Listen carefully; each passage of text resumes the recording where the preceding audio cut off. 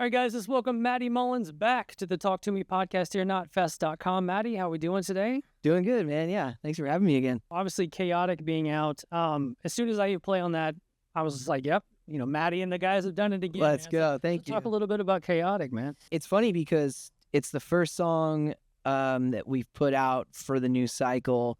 It was also the first chorus that I wrote out of anything new that we've written. I was out in LA and I went and met up with my buddy John Lundin. He sings for a band called Point North. And we started kind of like riffing back and forth on this hook. Had like 6 or 7 different ideas for it. What we landed on, it felt like I was like, okay, this is right. This is telling the story I want it to tell. Came home and finished up that song. And so on the last cycle, I think it was maybe the second to last song, Blood and Water, that we had finished, became the first single. But in this one, it seems like it's all just kind of working in like the domino effect. So Nice. Are we going to do like we did with the last album, where it's like kind of trickle out singles for the next few months, year? I don't know. I guess we'll see. All right. Yeah.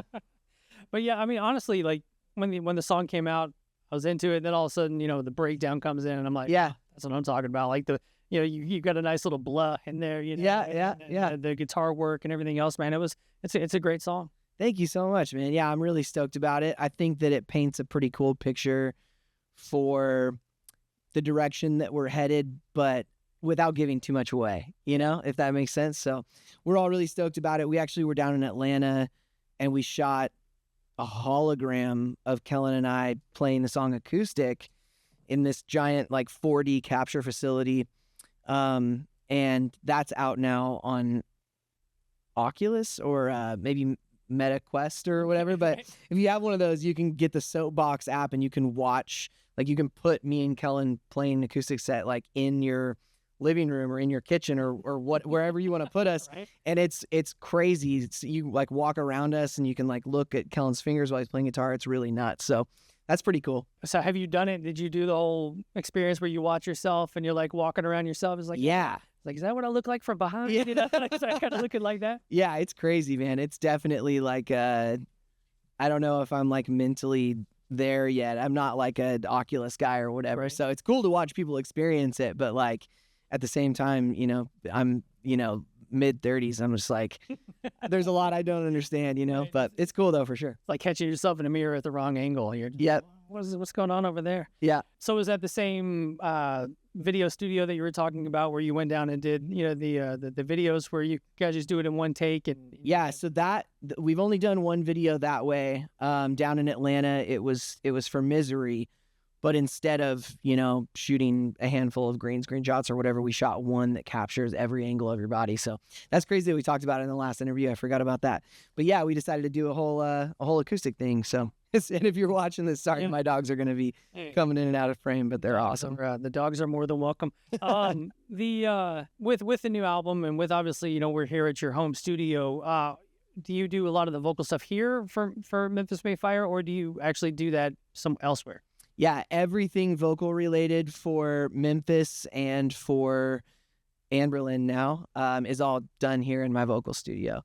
So we've got some guitars and we've got a handful of instruments in here, but really what I'm focused on here is just only vocals. So does your Anberlin connection go back to Washington? Did you know them from back then? Dude, it's so random and wild. I mean, like, I was a huge fan of the band. They're from there, right? They're from Tampa. Oh, right. Yeah. Exactly. I don't know where I got. I mean, they were a huge part of that Tooth and Nail Solid State okay. like era, right? And that's Seattle. So I think there's a lot of bands that are not from Washington that kind of get lumped into the Washington scene because of how impactful Tooth and Nail Solid State was. But I have only ever really, until Steven asked me to take over, had only spent a total of maybe like 15 minutes with him. We don't have any like crazy history or anything like that. But I love the dude. Huge fan of his music forever. He was a huge inspiration to me. So the way it all worked out was crazy. And now we're got new music coming, so pretty crazy. How are you compartmentalizing that stuff? Are you writing a lot for Anberlin? Because I know you write a lot for Memphis. So I mean, are you writing a lot for Anberlin? Or are you letting them do that stuff and kind of bring it to you and say, hey, we need some vocals? Yeah, some of the early stuff that I was tracking with them was already in the works before I was in the picture. And now we're full-fledged, like writing. which is cool. It's totally different than the Memphis process, but that's been good for me. It's been a growth thing for me, which is cool. Doing a little bit in Tampa, doing some stuff here, just kind of all over the place. And we leave for tour on the 21st, so we're gonna be gone. Yeah. So just kind of going back to you growing up in like the Spokane area, like what was it like kind of growing up in that area? How far is Spokane from Seattle? I've been to Spokane. I just don't remember how far. I mean, like if you were just like speed limit cruising, probably 5 hours. Oh, okay. You got to go over Snoqualmie Pass, and it's a bit of a drive. I actually played a show in Spokane. So. Did you? Yeah. I've actually played Spokane, Washington. Yeah, for sure. Where at? Was it like Knitting Factory or? Can't remember. Yeah. There was a lot of cool like local bar venues and stuff when I was growing up. The Detour and the Big Easy and the Boulevard, the Empyrean, the Big Dipper, all of those like pretty iconic spots for a lot of bands that grew up there and came through there as well. But yeah, I mean, Spokane, born and raised until I was 19. My wife and I were newly married and packed up and moved to Dallas so Memphis could become a thing for us, Yeah. The band Memphis, not the city. But yeah, Spokane, born and raised. Can't wait to go back with Anberlin. So many of my friends and I grew up on that. So to go back and perform those songs with all my friends present will be a really special moment for sure. I guess what kind of got you into music back then? Like what was the band that kind of like, oh, I want to do this? My older brother probably, he was in bands when I was growing up, a little bit older than me. So I got to watch a lot of that. My mom is a huge music enthusiast and would take us to concerts all the time. So instead of like the sports route, our family was very like music focused. Right. My dad played guitar until he was, when he was pretty young, he had a job where one of his fingers got crushed in a machine at work. And so he couldn't play guitar anymore. But, it's kind of in the family, in the blood. And so I think my first time ever on stage, I was 6 years old. There's a picture of it. And I was just yelling into a microphone, kind of foreshadowing my whole life. So, right. Yeah. Now you've made a career out of it. Yeah. Your dad's a pastor? Was, and is currently, he had gone to work for the government actually, and then recently retired and is now preaching again. But yeah, there was a pretty lengthy chunk of time when he wasn't. But yeah, I'm a PK, pastor's kid. So I mean, obviously you grew up in the church, but I mean, even when I was like little, like I grew up, my grandmother sang in the church and all that stuff. Yeah. So you would go, and even at night, when they would rehearse, I would get up on the stage and like kind of look out on the congregation and things like that of what would be an audience or something like that. Did you do stuff like that as a kid? Kind of get up on stage and just kind of. Definitely, yeah. I mean, I would do that, at my dad's church. I think one of my earliest memories is when I was just barely old enough to be left home alone. I would get the vacuum cleaner out of, it was like one of those big old, like tall vacuum cleaners. I would get that out of the closet and I would put on, we had one of those like giant stereos that, like it wasn't that loud, but it required this giant box to power it. And I would just put on whatever, and I would sing into the vacuum cleaner like it was a mic with a mic stand, and sing to my living room curtains. And it felt like a sea of people. I can still kind of feel the feeling, and I think I'm still like as an adult, professionally in my music career, chasing that vacuum cleaner, window curtain feeling that I had when I was a kid. Oh yeah, like there was all those times where like.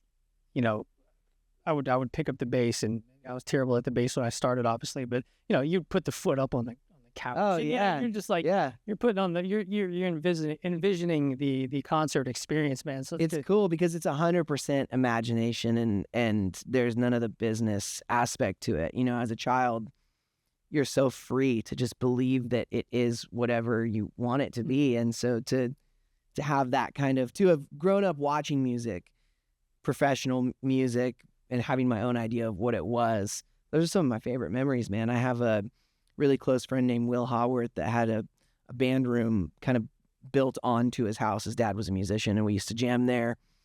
And that is the purest form of a love for music, you know, to go and to do something. There's no paycheck, there's no fans, there's nothing.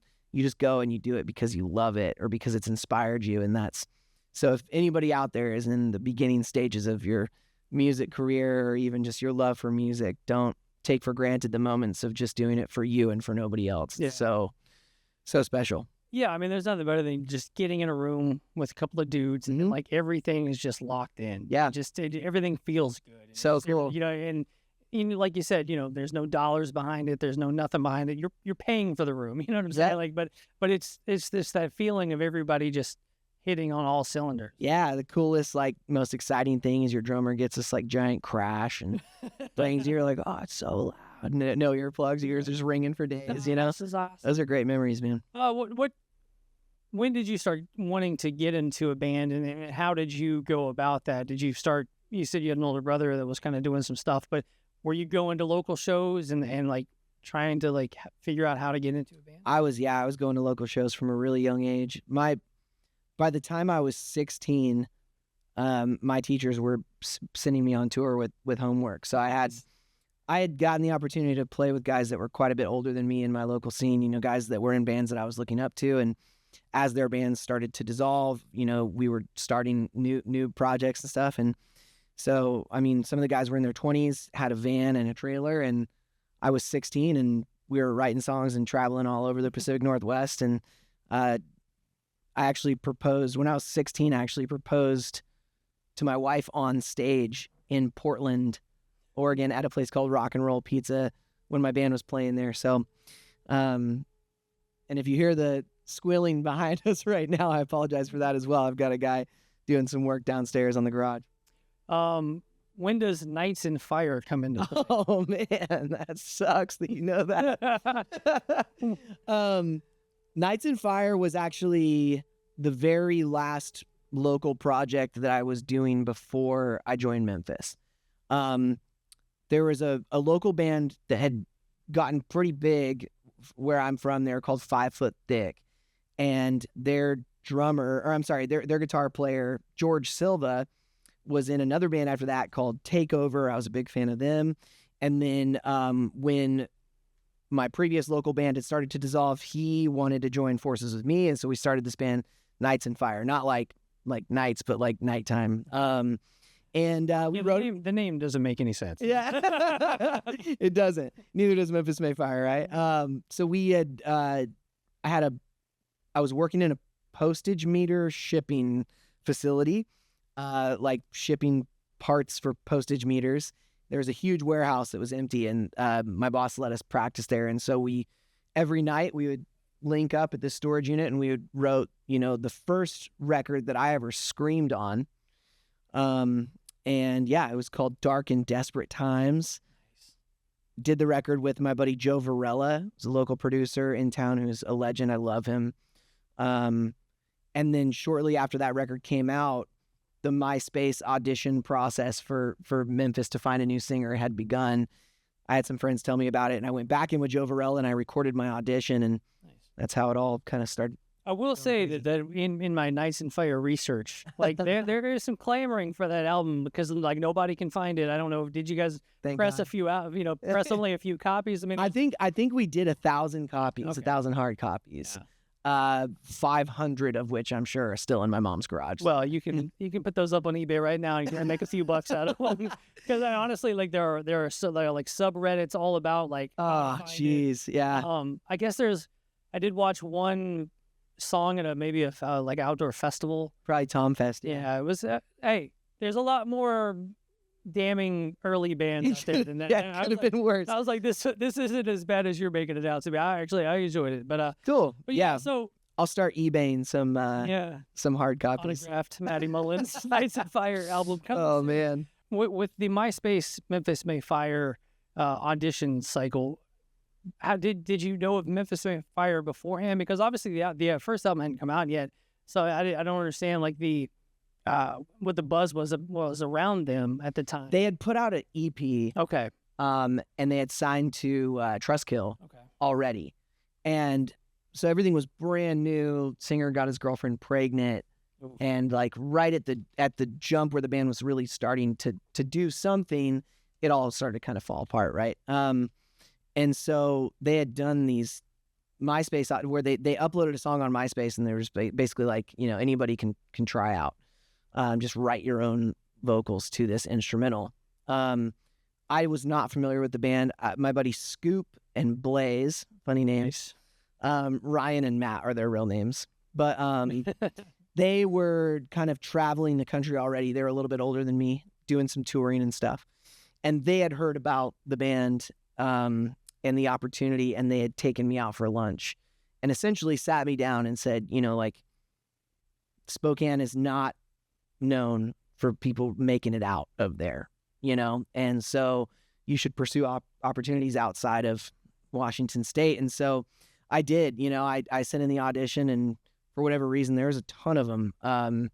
They asked me to fly down, and I did, and yeah, it just, we kind of gelled. And now it's funny, like, looking back on that, how different my life would have been had I not, you know, I still think I would have been doing music, but these guys, Corey and Kellin and Jake, that I'm in a band with, I know for a fact that we would have never, ever crossed paths Right. had it not been for this band bringing us together. And now they're my family, you know, guys that I hold in the highest regard and just have the most respect for. And so I feel lucky every time I walk on stage with that caliber of musician. And Corey's from Murfreesboro, Tennessee. Jake's from Orlando, Florida. Kellin's from Dallas, Texas, and I'm from Spokane, Washington. Right. It's like there's nothing else in the world that would have brought us together other than this musical journey. And so I'm really grateful for it. So how does a band from Dallas come up with the name Memphis May Fire? Is there an actual story behind it? No, dude. I mean, there was the band, when they were signing their first record deal, they were called Oh Captain, My Captain. And right during the signing process, I guess, if I'm telling the story correctly, had found out there was a band from Canada that had already kind of like copyrighted that name. Okay. Sent a cease and desist, like the whole nine, right? Wow. And so the band was scrounging for ideas. No one could agree on anything. I think the name was a mashup of a few different people's ideas from what I've been told, I guess. Band name means nothing. Absolutely nothing. Yeah. I get that question all the time. I think I've said in every interview, it's like, I wish that there was I might just start making up some cool stories. Yeah, dude. You know, we were in Memphis in the month of May, and there was a house fire, and I saved a bunch of kittens. Right. So that's what it is. We've had some cool shows in Memphis over the years, and I wish that I had more for the crowd to be like, we're named at, but I mean. Yeah, it almost seems like it's a like a historical event, like, you know, like some sort of riot. There was a ship called the Memphis that did catch on fire in the month of May, and we found that out. Oh wow! On Google. There's also the Memphis in May festival, huge festival that happens. And I wish I had more for you, but the name means nothing. Hopefully, you like the music enough that you didn't need a meaning behind the name. Well, I mean, I think honestly, after the first time you hear a band name, that's pretty much done, you know? Yeah. Like, how many times have I said, like, one of my favorite bands is Korn? You know? Yeah, like, yeah. Oh, but they spell it with a K, which is even more ridiculous, and a backwards R. You know, you keep going down the layers of band names. Like, there's... Oh, man, it's never ending. Yeah, and you've been in basically two bands with Fire in the name, which... Yeah, I've been in two bands with the name Fire, and I've been in, like, every band I've ever been in has had a bad name, so... I don't know if I'm a professional band namer, but I do have a notepad that I don't think I'll ever show anybody of band names that I've thought of at random, just like in dreams and stuff like that. Maybe I'll put it out there one day. Are these like current, or are you talking about like when you were like 13? No, this is like over the last like 5-6 years. Okay. Anytime I think of something, I'm like, ooh, that could be cool. And I'll just jot it down as if like I'm young enough to do another band at some point. You're a solo thing. You got Anberlin. Too much going on already. But I don't know. Maybe I'll gift them to some up and coming bands that need a name. I don't know. We'll see. When you look up Matty Mullins on YouTube, obviously a bunch of collabs pop up. Mm-hmm. How cool is it for you, I guess, when people reach out and say, "Hey, would you like to come and do a track with us?" It's super cool. Yeah, I mean, like especially like early on, I was always just like, whoa, you know? And I think I did so many of them early on that the label was like, hey, we have to slow down on this because DSPs get clouded up with features if you do too many of them. So I can't say yes as much as I used to, even though I would love to sing on anybody's song that wanted me to be on it, 'cause it's cool. But yeah, these days it's a little more picky and choosy on the label and management side of things. But when I can, I will, and I do have a couple that I've been working on lately that I'm pretty excited about coming out. But it's just not as... If it was only up to me, it'd be like nonstop. But yeah, there's a lot from back in the day for sure. Yeah, and it's wild too to kind of see the list. It's kind of like a who's who of like the whole scene. You know what I'm saying? Like there's not a lot of duds on this list. Yeah, it's pretty wild. Diving back into your solo albums a little bit and kind of that side of you, were you ever like, were you ever like tepid to put that stuff out to begin with? Kind of the the Christian side of you, and really, I mean, obviously it's always been there, but I'm just saying like that. I said it before. I'm like, you're not hiding it in those. Like, yeah, no, I mean, if anything, I think it was the opposite of like nervous to put it out. It was like there's a punk rock aspect of just like, I want people to hate me for it, you know, like this is who I am. This is my roots and the music I grew up on and the music that I still go back to for encouragement. To do a project that's so polar opposite and so polarizing to so much of our fan base. You know, the honest truth is like, if it's not for you, don't listen to it. That's okay. That's totally okay. But for me to take the stance of like, this is who I am, regardless of how that affects my reputation with you. If you're going to believe something negative about me without knowing me or having met me, that's on you. And that's totally fine. But if you want to like sit down and hang out and get to know me for real, I'm sure you'll have no problem with my solo project.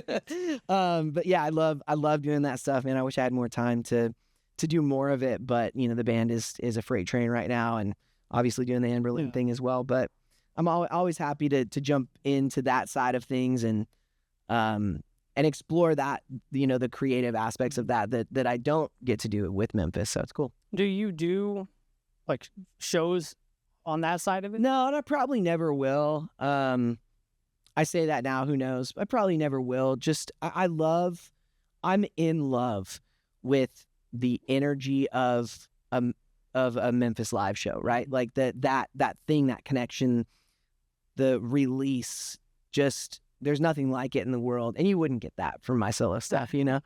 I don't think I'll ever fall out of love with heavy music in a live setting. Yeah. And so I'll pursue that. Okay. I didn't know if you were going down to the coffee shop with your acoustic. Yeah, probably not. Yeah. Or, yeah, I mean, it was wild though, man. Those kind of Christian rock shows or Christian shows in general, man, they sell out arenas. Yeah, it can do some stuff like that for sure. I think just I'm in love with the crowd that Memphis plays for, and I want to play for them forever. Yeah. So until that goes away, you know, beyond my own control, I think, you know, Memphis is in it for the long haul. So kind of going back to you joining Memphis May Fire and just kind of, you said you toured some, but I mean, I know from my touring days, if touring up the Northwest like that, it's not easy. No, for sure. Because like you said, it's a 5 hour or so drive to Seattle. Yeah. It's another 6 hours to Portland. You know what I'm saying? Like you've got some hauls in between shows to where, you know, we've talked about it 1,000 times on this podcast, being in a band from Nashville, 2.5, 3 hours every direction. There's another major city. Definitely. That's a good thing about being from here for sure. So when you get into Memphis and they're already signed, you know, album comes out, you're boom on tour. You know, was it jarring when it first happened, or was it like, this is where I'm supposed to be? I think it was almost like a feeling of relief. I had spent so much of my life up until that point mentally preparing for it, trying to just speak it into existence, right? And like wanting that so bad, like willing to die for sleeping in a van in a Walmart parking lot and getting paid $5 a day to eat Taco Bell dollar menu 3 times to play a show for 50 people that don't know who you are. It's like, I wanted that, you know, I wanted every aspect of what it was going to take to play my music for people, right? You know? So I think to a lot of people, it would be extremely uncomfortable. The sacrifice is overwhelming. For me, I always was able to see it as a gift. even in the hardest moments, you know, because it was something that I wanted so bad. When you first joined Memphis May Fire, did you immediately move to Dallas, or was it kind of like a Immediately? Yeah, like I auditioned, they flew me out. I rehearsed with them like a few songs in Kellin's dad's living room. nice? It was like there was like a bunch of plants everywhere. I'll never forget it. And they were like, first show's in 2 weeks. So I went home. My wife quit her job. We packed everything we had into a U-Haul with our Forerunner. It was like super old, used Forerunner, and drove to Dallas and moved into an apartment. And it was the craziest culture shock because Washington is so like mountainous and greeny, and you know what I mean? Yeah. And then Dallas is like flat and beige. It was really cool to be a part of a bigger city and to kind of experience that on that level. And especially the music scene in Dallas at that time was just, it was outrageous, man. You know, Mike Zimmer was doing these shows at this place called the Plano Center. It was like 6,000 people, Wow. you know, just like a local promoter. So it was really awesome, man. The culture shock was the move more so than like the jumping on a tour immediately, you know? What was the first tour you guys did? Who was it with? The very first tour I did with the band, it was us. There's a band opening from Japan called Fact. They were so awesome.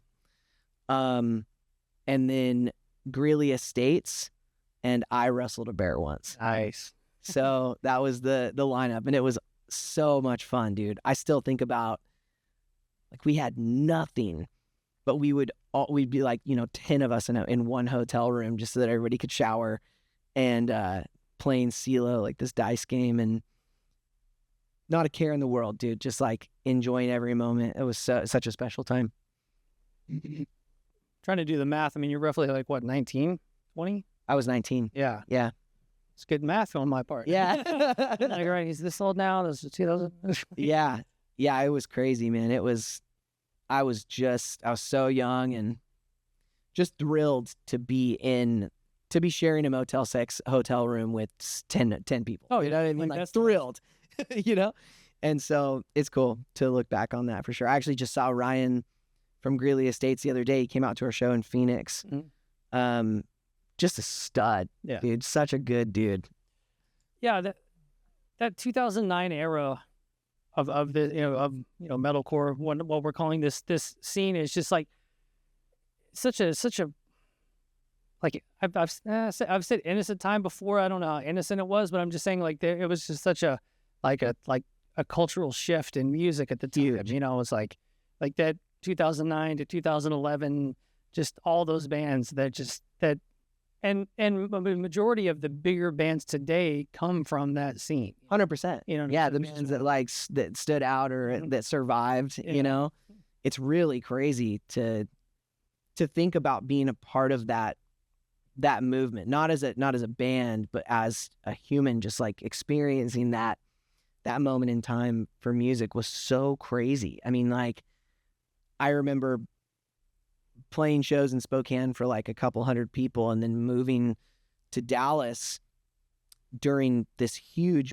boom and watching Sky Eats Airplane, 6,000 people singing every single word, Chiodos and A Day to Remember early on, you know, like really early on, just like explosive, you know? And bands like A Day to Remember are a great example of like back then, you know, they're just like barely starting to touch their potential, and then now just the biggest thing ever. Right. It's really cool to see. Yeah, like A Day to Remember is kind of the blueprint almost for everything going on now. Staple, man, yeah. Just actually, that was another. I was listening to, you know, obviously you guys, a little bit of Wage War, and I was like, I'm gonna go back and listen to some A Day to Remember. It's awesome. And just It's always good. some Homesick and all that. Yep. And what I loved about those guys was the autobiographical nature of the albums, because it was just like, the first song is like, hey, this is our second album, and Yeah. you know what I'm saying? And we would like to thank you for coming to the shows. It's crazy how many people could relate Mhm. and found the ability to relate with stories that were so specific to them. I think that's so cool. Yeah. Music's powerful, man. The other thing I noticed about Memphis May Fire, pretty stable lineup. You know, I'm saying Mhm. a little bit, some changeover, you know, Most of the changes were early on. I mean, since 2010, it's pretty much been the same band. 100%. So I mean, that's got to be a testament to you guys, and I guess you guys actually do kind of like each other. Yeah, I mean, I think it's a testament to each member's devotion to the band. Mm-hmm. There's never a band that's been together 15 years like us that wouldn't have so many stories of like, I almost called it quits. Yeah. You know what I mean? It's like that happens. Oh yeah. It's personal things, you know, like everybody struggles with their own things, and you miss out on so much back home.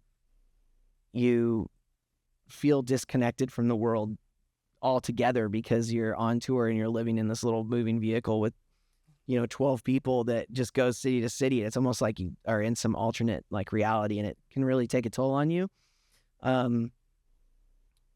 Luckily for us, there's never been something that we have faced that outweighed our desire to do this no matter what. Right.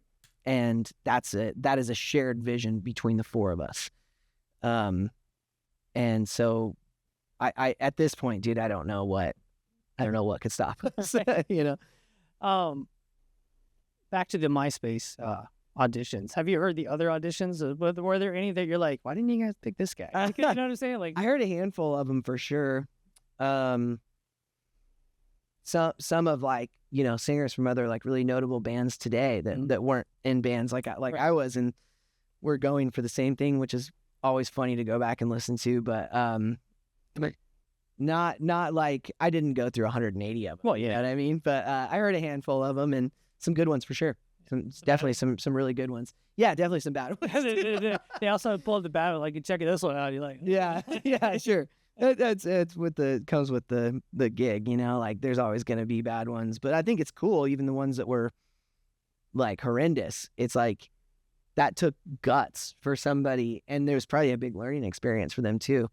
And I mean, if I went back and listened to mine right now, I'd be like, this is trash, We saw how you were about Nights and Fire. So yeah, which is not that bad. And that was the same time frame, so it's like, this is the best I got. But it could take guts, but I think some people, like, there's always people in the scene that like just have no self-awareness either. Sure. You know what I'm saying? Sure. Like, so they're like, I'm getting the gig, and they send it off, and you're like, what are you thinking? Yeah. And I mean, honestly, that level of like ignorance though Must be nice. is a huge factor in a lot of like artists finding success. Yeah. Like you have to be stupid enough to believe that like everyone's going to love this thing that you do, right? And it's like, it's not without like time and perfecting it and really learning and mastering your craft that you become this thing that might be worth someone listening to. And it's like, it takes that. I think a lot of like successful musicians have that thing where it's just like, no, I love what I'm doing. Right. And like people are going to love this, just the ignorance of it. It's cool. How are you with all that? Are you a self-loather? Or are you pumped about what you're doing? Or you look at, sometimes you're just like, I don't know. I'm really hard on myself in the studio to the point where by the time we put out a record, in that season of my life, I'm like, okay, this was my best effort, for this cycle, for this, whatever it is that I'm going through in life right now, whatever it is that I'm talking about, this was the best I could do with what I had in front of me. And I think that's the thing, is like, with every album cycle, your tools change, the producers that you're working with, and maybe what you're inspired by and things like that. For me, it wasn't until Remade in Misery, our last full length, that I felt like I was actually, like I had everything I needed to like, to make music that I wanted to make, which ultimately came down to just like having that time of the pandemic to like step back, process, and like really look at what was going on around me in my life, rather than just like the hustle and bustle making it all so cloudy, to be able to see it for what it was and to be like, okay, this is who I am, like to remember what it was that brought you here in the first place, and to want to be inspired by your own music, because without feeling that inspiration, how is someone else supposed to feel it, And so sitting down and making music that we were proud of, I think I've said this in interviews before, but like during the Remade in Misery cycle was the first time that I became a fan of Memphis May Fire. The first time I like sat down and listened to a record that I was like, not only was this the best that I could do, but I'm proud of this, It's hard to be like proud of something. It's it's one thing to be like, yeah, this is the best I got, and I think I like it, so hopefully other people like it, versus like, there's no way that I could have done this better. Sure there are artists that could have done it better. A lot of more talented people out there, but like, this was everything I had. This was me bleeding on to, I guess not paper anymore. It's straight. This is me bleeding on to DSPs. Well, I was thinking it was like you bleeding onto tape, and then I was like, oh, definitely not tape. Not bleeding it onto my hard drive, my Logic hard drive. But yeah, I mean, it was a special time, and it reinforced who we were as a band and how we wanted to operate moving forward, which led to this new music that we've recently made that I'm so incredibly proud of. So. Well, let's talk a little bit about the stuff that's coming, and try not to like give too much away. Sure. But just the writing process. Did you guys pull any outside writers in on this one? Did you? On the last record, during the pandemic, Cody from Wage War and I, we're best friends in real life. You know what I mean? Like, we live right down the street from each other, and we hang out essentially every single day. So I was supposed to fly out to LA and work with like all these producers and stuff on Remade in Misery, and like write with people. I was excited about it. And then the pandemic hit, and it was like, no one's going anywhere. No one wants to write in person and blah, blah. So I asked Cody, I was like, hey, do you want to come and work on a song, just like top line with me? We'll just riff back and forth on it. And we had so much fun together. It was just like hanging out, but we were making something at the same time, that I was like, hey, come back for the next one. And I was like, let's do the next one together. And then we ended up doing all of just like vocals together. By the time I started on vocals, Kellin, our guitar player, has already provided a fully finished instrumental, bass, drums, and guitar. He writes all of that. So Cody and I would just sit down and work on top line together, and it was so like refreshing to do it with a friend, not like some outside person that you've heard all sorts of like things about, and like not somebody that you have to feel like intimidated by, but like someone who can literally just like, what if I tried this, and your voice cracks, and it's just a laughing moment rather than like an embarrassing thing. We had so much fun on that I brought Cody in on every song for the new stuff as well. We did branch out a little bit, worked with the Four Horsemen on one song. I worked with John Lundin, like I said, on Chaotic, the chorus of Chaotic. But for the most part, Kellin on instrumental, me and Cody on top line, again, it seems like a really good formula for us, Yeah, I think it's funny too, is with Cody, and I'll bring that up with him on the next interview. Yeah. Like how many press releases I get now, and it's just like, and they worked with Cody from Wage War on this, dude. I mean, I think a lot of people have realized that, especially like, so there's the whole metalcore thing that Cody does, but I mean, like, there's country writing in Nashville that he's a part of. It's going to be a big deal, and he's written on Falling in Reverse stuff, single after single. Some people know like Cody's the new guy. But the people that don't know, you'll know soon. Right. He's the new guy. He's brilliant. He's a brilliant mind, and can do so much. He just doesn't like live in a box, He's just talented, and he just grew up musically. His mom, I think, was like a vocal coach or some sort of choir related thing or whatever. So he understands, even on like a deeper level, melody writing and things like that. But I love him as a human, even if he was an awful writer, I would still probably write with him. So I love spending time with him. But he's not. He's fantastic. He's really good. And you'll keep seeing his name on a ton of stuff for all sorts of bands out there, because he's got it. He's got the ability to do that. Yeah, no, like I said, man, every press release I get now, it's literally, and they worked with Cody from Wage War. Love it, man. I love it. Yeah, Cody's writing career has almost been just as big of a deal for the name Wage War as the band has. Right. You know what I mean? Like, his name being associated with Wage and him as a writer, completely separate entity from Wage War, but it's cool to see that reputation kind of coincide with the band. It's cool. Much fun. With the direction of the new album, I mean, is it kind of just, is it the growth from Remade in Misery? Obviously, Yeah, dude, I don't know. I feel like I've done like 100 interviews where I've been like, yeah, this really represents like the growth of the band. I feel like that's such a generic thing to say, although it is true. It's like, really, truly, we did learn a lot during Remade in Misery, but when it came time to write this record, we sat down and we like had a mission. Mm-hmm. You know what I mean? It wasn't just like, well, we learned a lot during the cycle of Remade, so I think we'll apply that growth to, it's not like scientific like that. It's like, we sat down and we were like, we know exactly where it is that we want to go. Yeah. No matter what happens, this is the record we wanted to make. And we had a vision and a mission, and we tackled it. Nice. You know, that's what the new stuff feels like. Okay. With Remade in Misery, the obviously Octane and Sirius overall has really been behind you guys. Like Big supporters, yeah. And it's pretty wild. I mean, how do you feel about the term Octane Core? Like this kind of throwing around the Oh, dude, bring it on. Octane Core all day.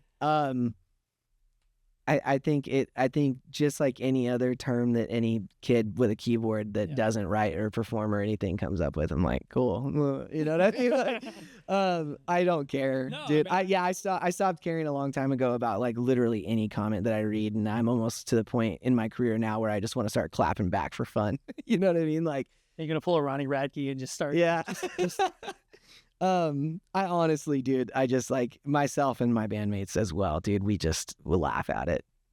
If there is an Octane Core thing, like, please include me. I would love it. I love Jose and Katie and Shannon. Like, they have been such awesome supporters of our band and have gone out on a limb. Like, it's funny because like, I think what people are trying to say with the Octane Core thing is that it's like a crafted rock song.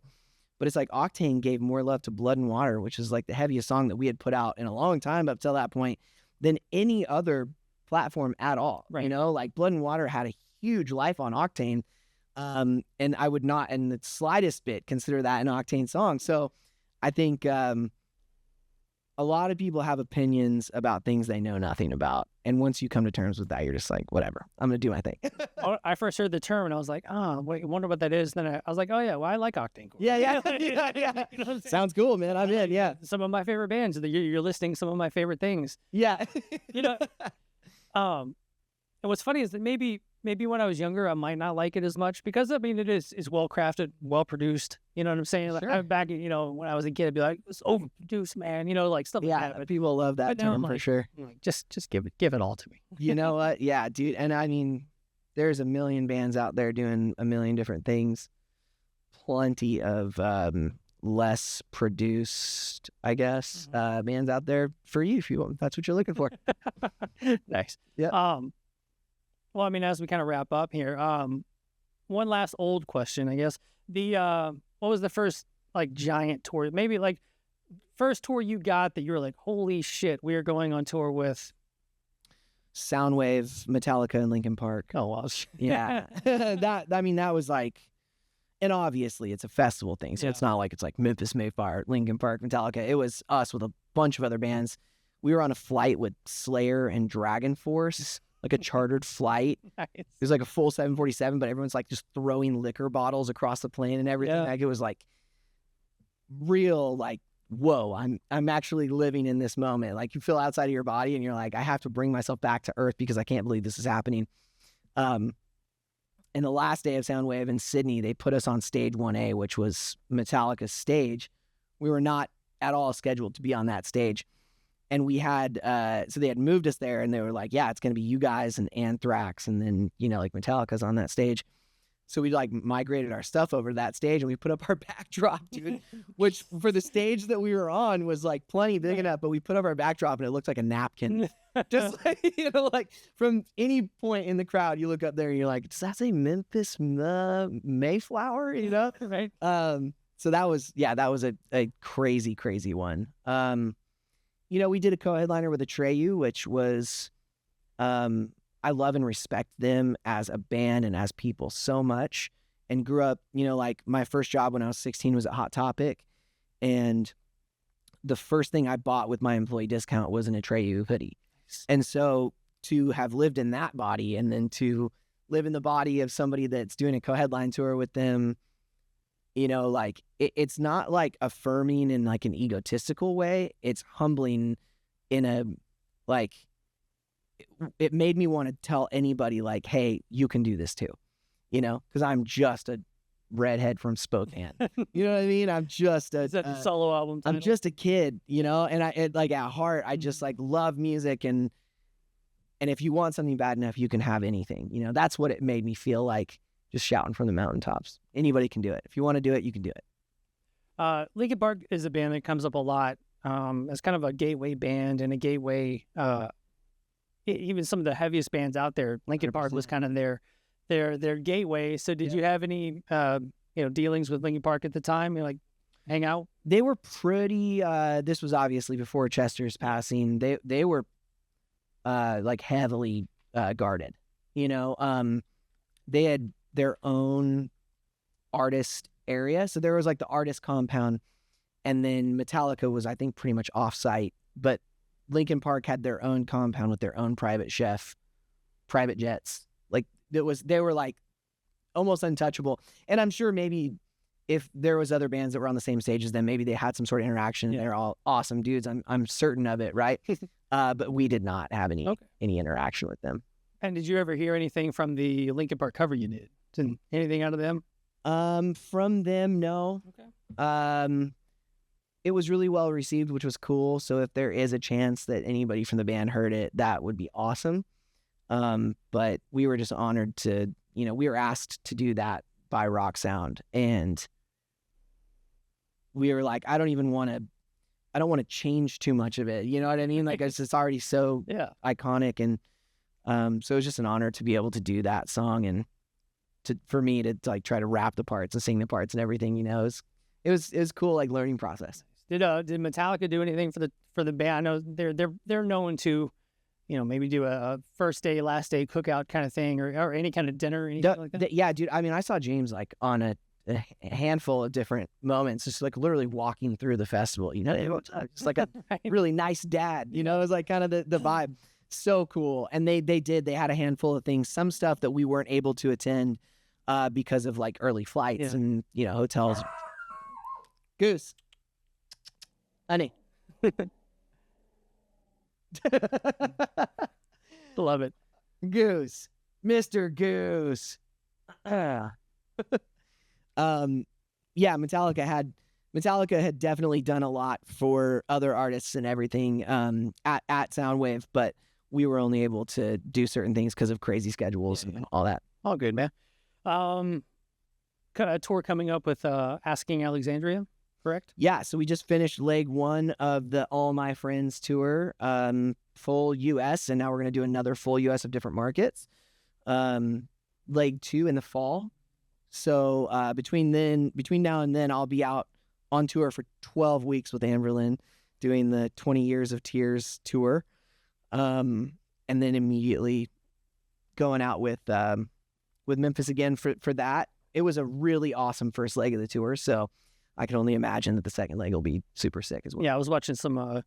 I guess you did. Who had the best crowd reaction or whatever. Yeah, and you did the pan every night. Yeah, it's just like it's gonna be. It's. I'm jealous. It was awesome, dude. It was really cool. I mean, a killer crowd that I think, the idea with me and Danny and Telly were all talking, like the All My Friends tour is like, let's bring back this feeling of Warped Tour and just put it in clubs. Obviously so many differences, but like us Warped Tour having been such a big part of all 3 of our careers, we were like, let's bring it together and just do it for the people that would feel nostalgia from that. And you could tell the crowd definitely picked up on that. It was really cool. Awesome. And anything else we can talk about? Anything else going on? Memphis definitely has a lot in the works and on the way. Nice. So keep your eyes peeled for that. And thank you for supporting Memphis May Fire. There's not a day that goes by that we don't all feel lucky to be able to do this. It's because of you guys. So thanks so much.